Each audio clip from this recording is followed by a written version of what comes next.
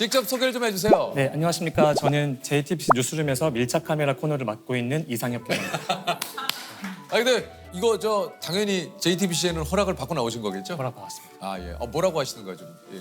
그 사회부장이랑 보도국장이랑 대표한테만 보고 했는데 네네. 재밌게 하고 와라 이렇게. 네. 흔쾌히 또 허락을 해주셔서 네. 예 감사드리겠습니다.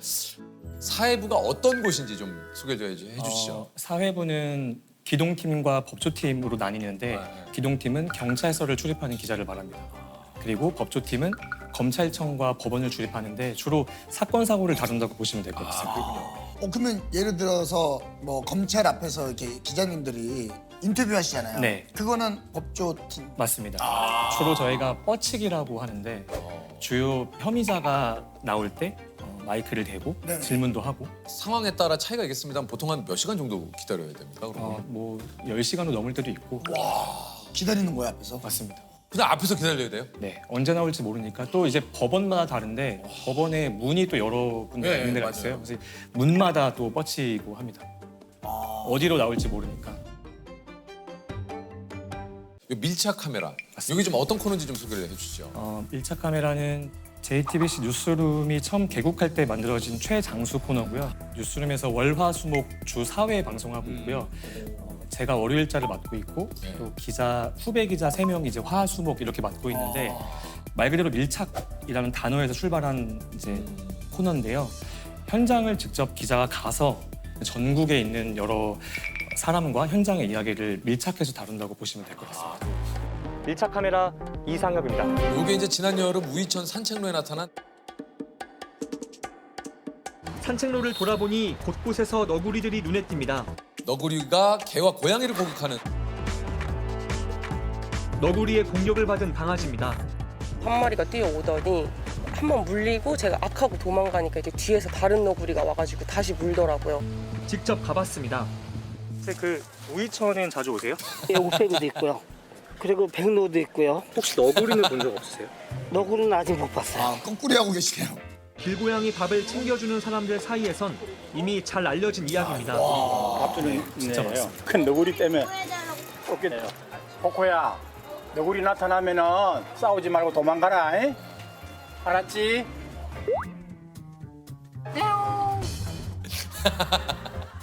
제가 강아지를 데리고 가다가 얘가 그 주변에서 응아를 한 거예요. 근데 너구리가 강아지를 본 거죠. 점점 가까워지니까 제가 얘를 바로 안았거든요. 그럼 강아지가 응아는 다 못한 상황인 거예요? 아니 다 하고 걔를 안고 들고 뛴다는 건 어려웠죠, 많이. 너구리는 공격성이 없는 동물로 알려져 있지만 새끼를 보호하기 위해 위협적인 행동을 보일 수도 있습니다. 긍정적인 거죠. 이렇게 하천에 너구리 나타나고 환경이 복원되고 있는 중이잖아요. 이렇게 어떻게 대처해야 될지 그래도 좀 검토를 하고 있어요. 겉보기에 귀엽지만 길들이지 않은 야생동물을 산책로에서 쉽게 마주할 수 있는 상황은 자칫 위험할 수 있습니다. 너구리가 나타나면 개를 안고 이동하라는 말로는 사람도 반려견도 너구리도 안전하지 못합니다. 무엇보다 이 영상에 또 수많은 또 이 포인트들이 있습니다만 그 제가 아까도 웃었던 거. 그러니까 이게 이 거꾸리를 하시는 이윤환 선생님께서 저 상태로 거꾸리를 한 상태로 피가 많이 그냥 있어. 피가. 저도 방송 보고 알았어요. 사실. 요거는 좀 의도가 있지 이거 좀 않을까. 일부러 이렇게 하신 거 아니에요? 영상 조회수 때문에 이렇게 하신 거 아닙니까? 의도가 전혀 없었습니다. 예. 왜냐하면 저희가 아무래도 너구리를 찾아야 하다 보기 때문에 여기저기 다니고 있었는데 원래는 그 하천에서 이렇게 조명 켜고 참개를 잡고 계셨거든요. 이분이. 네, 그 장면이 좀 특이해서 네. 이렇게 뭐 하고 계시냐 물어봤더니 참개 잡는다고 하셨거든요. 예. 그래서 저희가 한 바퀴 돌고 너구리 이제 찾고 왔는데 이번엔 또 거꾸리 하고 계시길래 근데 왜 연출이 아니냐면 내가 이제 너한테 질문할 테니 일어나서 답해라라고 하는 게 오히려 무례할 수 있다고 생각이 들어서 그래서. 오히려. 네네네네. 근데 이 이윤환 씨께서도 이게 좀 유명세를 지금 좀 타고 계시다고. 네 많이 유명해지셨어요. 유명 편의점 광고 커피 광고를 찍으셨어요. 이분이요? 아니 광고 찍으셨어요? 이 자세 그대로 찍으셨어요. 와 궁금하다. 대박이다. 찾아봐야겠네. 선생님 그 커피 자주 드세요? 예, 자주 먹습니다. 라떼도 먹고 아이스도 먹고 한번 쳐보세요.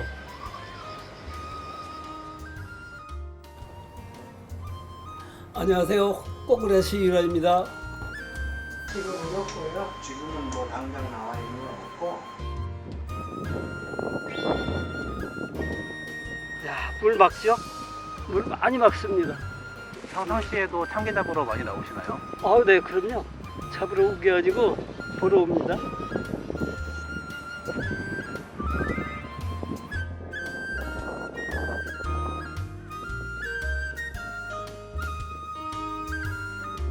뻐꾸리 인터뷰로 유명세를 많이 실감하고 계신가요? 그럼요. 전화도 자주 오고요. 사람 많이 알아보십니다. 이 취재는 어떻게 하시게 된 겁니까? 제가 월요일자 밀착 카메라를 맡고 있다 보니까 매주 방송 아이템을 정하는 게 굉장히 어렵거든요. 네네네. 사실 그래서 원래는 다른 아이템을 취재하다가 그게 잘 안 됐습니다. 그래서 그때가 이제 토요일이었습니다. 이미 월요일자 방송이기 때문에 토일 안에 이틀 안에 해야 되는군요. 찍고 취재 편집해야 되는 맞습니다. 취재하고 촬영까지 해야 하는 상황이라서 우리 이번 주 방송 쉽지 않다 이렇게 얘기하다가 이제 우이천에 계시는 한 주민분께서 자기 이제 강아지가 너구리에 물렸다 제보를 해주셔서 그분 말씀만 듣고 무작정 서울 상암동에서 이제 우이천까지 차 끌고 간 거죠. 막상 가니까 정말 많더라고요. 근데 우리 저 기자님도 참 이 얘기를 들으면서 어떤 생각 들었냐면 야, 이게 사는 게 똑같구나. 매주 아이템 이것도 이 취재하시려면 아이템이 있어야 되니까. 맞습니다. 매주 월요일이 금방금방 돌아오지 않습니까? 그러니까 이게 매주 뉴스는 이런 일 없을 줄 알았는데 또 뉴스도 또 이렇게 아이템에 따라서는 일주일 중에 무슨 요일이 좀 제일 편하세요? 월요일 방송하고 나서 화요일이 가장 편합니다. 그게 좀 제일 편하고 언제부터 쫓기기 시작합니까? 화요일부터 쫓깁니다. 화요일 오전 이후로. 다음 주 월요일자도 아직 취재가 안 돼서 빨리 마치고 지금 그래서 여러모로 예. 쫓기고 계시는 얼마 안 남았습니다. 지금 지금 아직 안 나왔어요? 예, 이제 목요일, 금요일, 목금토일 중에 이제 정해서 취재해야 되기 때문에 지금 뭐 그려놓은 것도 없습니까? 그려놓긴 했는데요. 현장에 또 가봐야 아는 거라서 저희가 지금 방송은 그 후에 나오니까 지금 저희한테 살짝 어떤 건지 좀 알려줄 수 있습니까? 제가 그 졸피뎀을 먹고 역주행한 운전자를 추적을 한번 해보려고 하는데 네. 그분을 잡을 수 있을지 모르겠어요. 야, 이것도 과정이 쉽지 않겠는데요. 그래서 좀 아마 방송 나갈 때쯤이면 잘 돼 있겠죠. 역주행을 하다 사람을 치어 숨지게 한 운전자를 직접 만나봤습니다. 이상엽 기자가 취재했습니다. 운전대를 잡은 것조차 기억나지 않는다고 말합니다. 졸피뎀을 먹고 운전대를 잡는 건 음주운전과 다르지 않습니다. 기억나지 않는다는 말로는 처벌을 피할 수도 목숨을 살릴 수도 없습니다. 밀착 카메라 이상엽입니다. 여기 이제 기자님들 같은 경우에는 이게 취재원 중에 피의자인 경우도 이렇게 좀 만나야 되잖아요. 네. 그럴 때는 어떻게 접근을 좀 합니까? 제가 기억에 남는 사건들이 여럿 있는데요. 그 대전에서 한 번은 그 불법 노래방에서 미성년자를 고용하고 알선하는 그런 사람도 있었거든요. 근데 조직폭력배가 연루돼 있다 보니까 좀 걱정했어요. 근데 그 업주 중에 한 명이 이제 어린 아이를 성폭행까지 했었거든요. 근데 그 사람을 제가 만나려고 사실 되게 오랫동안 그 노래방 앞에서 뻗쳤는데 잠복도 하고 근데 만났어요. 만났는데 서로 좀 긴장되기도 할 거고 그 사람도 기자를 처음 볼 거고 근데 제가 아예 저희 차에 아예 태웠어요. 태워서 얘기 좀 하자. 요즘 어떠냐, 장사 잘 되냐 뭐 이런 이야기도 좀 하고요. 하다가 좀 이분이 저한테 좀 마음을 연 것 같다 하면 그때부터 이제 조금 더 공격적으로 질문하는 편입니다. 노래방 업주를 만나봤습니다. 그 아이들이 성인이 아니라는 건 알고 있죠. 이게 처음에는 처음에 몰라요. 근데 이거는 거짓말이에요. 그냥 알고 가는 거잖아요. 요즘 애들이 이상하게 안 몰라요. 아예. 그 취재를 하시면서 범죄자를 좀 잡기도 한 적 있다고 그래요. 네, 보이스피싱 취재를 제가 너무 하고 싶었어서 이 사람들은 도대체 어디서 어떻게 하는 걸까 궁금한 거예요. 근데 한 분의 제보로 어떤 특정 ATM기에 좀 보이스피싱 밀당이 많이 오는 것 같다. 그 제보를 너무 중요한 제보를 해주셨어요. 그래서 전적으로 믿고 서울에서 부산까지 날아갔죠. 가서 이제 4일 이렇게 잠복하면서 취재했습니다. 아니 그럼 ATM기를 안 떠나고 계속 거기 계셨던 거예요? 이곳에 보이스피싱 일당이 자주 온다고 합니다. 현금 인출기가 잘 보이는 곳에서 잠복해 보겠습니다. 지금 이틀째 지켜보고 있는데 아직 특이사항은 없습니다. 차 안에 계속 있는 거예요? 차 안에 있거나 불법 주정차 카메라 때문에 차 뻗치는 게 좀 어려워서 뻗치기 위한 장소도 섭외를 해야 되거든요. 그래서 기억에 남는 게 부동산 여사님이 계신데 그 부동산 딱 앞에 차를 되게 너무 좋은 네. 자리인 거예요. 근데 거기 차를 대면 부동산에 들어갈 수가 없어요. 근데 그 여사님께서 너무 이제 흥분하셨더라고요. 범인을 잡으러 왔다고 하니까 기자가 젊은 기자가 그랬더니 바로 그냥 문 앞에 대라고 하셔가지고 문 앞에 대서 거의 하루 이틀 뻗쳤어요. 아니 그러면 식사라든가 이런 것들은 그 안에서 다 해결하시는 겁니까? 식사를 안에서 했죠. 안에서 뭐 요즘 배달 잘 되니까요. 저는 괜찮은데 네. 이제 인턴 기자도 있고. 아 그러니까 네. 왜냐면 인턴 기자님은 특히 불편할 게 이게 바로 그 선배가 그렇죠, 계시기 선임 때문에 기자니까. 맞습니다. 요즘 또 표정을 읽기가 좀 어렵더라고요. 왜요? 이게 저희가 포커페이스라고 하잖아요. 아 쉽지 않아요. 이거 쉽지 않아요. 그러니까 제가 지금 데리고 있는 인턴이 보니까 띠동갑이더라고요. 소위 말하는 MZ인데 예. 그러니까 이 김밥이 맛있는지 뭐 잘 모르겠어서 지금 잠복도 잠복인데 아 이 인천 지금 내 후배가 아 지금 어떤 생각을 하고 있는지 그게 좀 예. 궁금해요. 피의자가 맞는지 아닌지가 특정이 되게 어려워요. 그렇지. 왜냐하면 많은 사람들이 ATM기에 가서 돈을 뽑고 하잖아요. 그러니까요. 근데 이제 특징이 있어요. 그 뭐예요? 보이스피싱 수거책의 특징은 피해자의 돈을 받아서 총책에게 송금하는 역할을 하는 사람인데 일단 ATM기에 들어설 때까지도 계속 휴대폰을 보고 ATM기를 인증샷을 찍어요. 그리고 가방을 항상 들고 있어요. 그리고 누군가에게 전화도 많이 하고 문자로 보고하는 듯한 행동을 많이 하거든요. 근데 우리가 ATM기를 인증샷으로 찍진 않잖아요. 아, 그렇죠. 그런 특징들이 있어서 계속 뻗치다 보면은 딱 뭔가 눈에 띄는 사람이 맞습니다. 그날도 그랬어요. 그날도 그래서 차 안에 있다가 가방을 맨 남성이 현금 인출기 앞으로 다가섭니다. 누군가에게 문자를 보내고 인증샷을 찍습니다. 가자.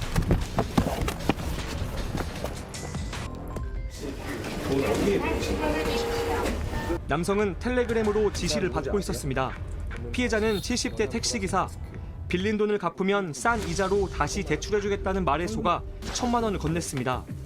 남성은 이 돈을 보이스피싱 일당에게 보내고 있었습니다. 이거 지금 돈 보냈어요. 그래서 와 근데 그 피의자를 잡았을 때 위험하지 않습니까? 제가 이제 현장에 들어가서 추궁하고 뭐 하는 거냐 물어볼 때 시민분들이 또 신고도 해주세요. 네, 그래서 경찰도 정말 3분 만에 왔어요. 이야 야 너무 감사하네요. 네, 너무 잘 감사합니다. 됐네요 정말. 네. 그렇게 하게 되면 아무래도 피해 금액을 좀 줄일 수 있죠. 송금하기 전에 잡는 거니까. 그 혹시 기자님 어느 순간 이렇게 막 이렇게 얘기를 하다가 아 좀 어떤 일 하세요? 아 기자입니다 하면 그 상대방이 좀 바뀌지 않아요? 많습니다. 얘기하다가도 멈칫할 것 같아요. 약간 느껴지시죠? 식당 가도 그런 거 있지 않습니까? 뭐 어서 오세요. 하다가 뭐 무슨 일 해요? 하다가 기자입니다 그러면 뭐 좀 말씀 많이 안 하십니다. 바로 주방으로 들어가시죠. 주방으로 들어가시더라고요. 이게 어쩔 수가 없어요. 그리고 이렇게 좀 많이 살피세요 주변에. 예, 많이 살피죠. 카메라가 없나 이렇게 보고. 직업병 같은 거 혹시 있을까요, 기자님? 직업병이요. 그 관상을 좀 많이 보게 되는데 기자들이 보는 그 취재원의 인상이라는 게 있잖아요. 그래서 인상을 보고 아 저분은 좀 말씀을 많이 해주실 것 같다. 그래서 접근하는 경우가 있거든요. 보통 다 그런 건 아닙니다만 어디서 나 좀 인터뷰해, 나 좀. 나 재밌는 얘기 많아 이러면은 안 합니다. 예, 별로 안 하죠. 바로 안 합니다. 그리고 어떤 사건을 바라볼 때 이게 기사로 쓸 수 있냐 없냐를 판단을 주로 하거든요. 그럴 때 쓰는 이제 용어가 얘기된다 안 된다. 얘기 된다 안 된다. 거리가 된다 안 된다. 맞습니다. 뭐 예를 들어서 뭐 경찰차가 한 대가 지나가면 얘기 안 된다. 뭐 두 대, 세 대 연달아 지나가면 얘기 될 것 같다. 그게 약간 직업병처럼 돼버렸어요. 그게 사실 뭐 얘기 안 돼도 괜찮은데 늘상 이제 그냥 이 네. 일상의 에피소드도 야 그거 얘기 된다. 밥 먹다가도 맛있으면 얘기 된다. 이게 뭔가 좀 괜찮다 싶으면 얘기되는. 이 집 맛있다. 야 이거 여기 좀 얘기되는 부분이다. 여기 녹화장 인근에도 수제비집이 맛있다. 얘기되는 부분이. 얘기되는. 그거 얘기되죠. 얘기될 것 같습니다. 얘기되죠. 라는 일을 선택을 하시게 됐는지. 네, 저는 2014년에 처음 회사 입사했고요. 그때는 작가였습니다. 저도 작가였고. 네, 근데 제가 입사하자마자 석 달 뒤에 세월호 참사가 발생을 했습니다. 바로 저는 그 당일날 바로 또 진도 팽목항을 가게 됐거든요.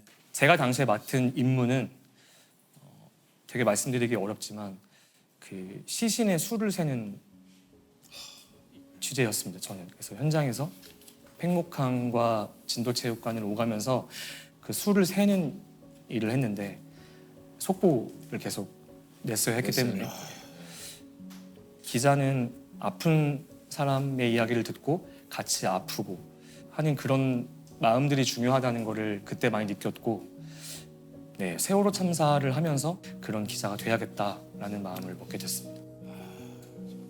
이 사건 사고를 취재하다 보면 가슴 아픈 순간도 굉장히 좀 많으실 것 같아요. 네, 지난해 쓴 기사인데요.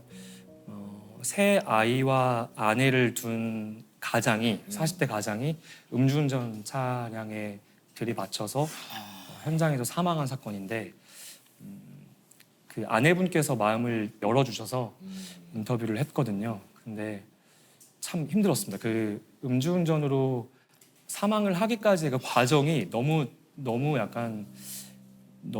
뭐랄까 좀 잔인했어요. 왜냐하면 그분께서는 그 사고를 당하신 목숨을 잃으신 분께서는 그 새벽 시간인데도 단 한 번도 제한 속도를 어기거나 신호 위반을 하지 않았거든요.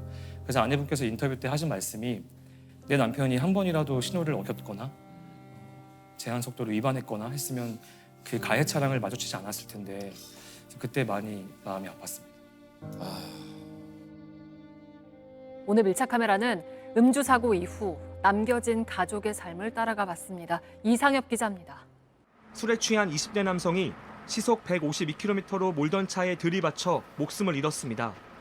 장 씨가 떠난 지 넉 달, 남겨진 가족의 일상도 달라졌습니다.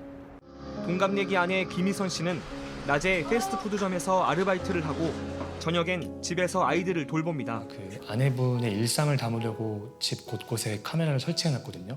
다음날 카메라를 수거하러 갔어요. 근데 그날 아침에 그 아내분이 삶은 달걀이랑 소금, 은박지에 싼 소금, 과일을 이렇게 도시락을 싸주셨거든요. 그러면서 저한테 건넨 말씀이 남편에게 큰 선물이 될 것 같다고 하셨거든요. 저는 기자가 가장 중요한 건 공감이라고 생각해요. 공감. 객관적인 입장이어야 하고 중립을 지켜야 하고 물론 중요하죠. 기사는 그렇게 써야죠. 근데 기사를 쓰기 전에 사람의 마음을 들여다보는 일을 하는 것 같거든요. 그렇기 때문에 현장에서 만난 분들의 마음을 진정성 있게 들여다보고 알면 기사에도 그게 묻어나는 것 같아요.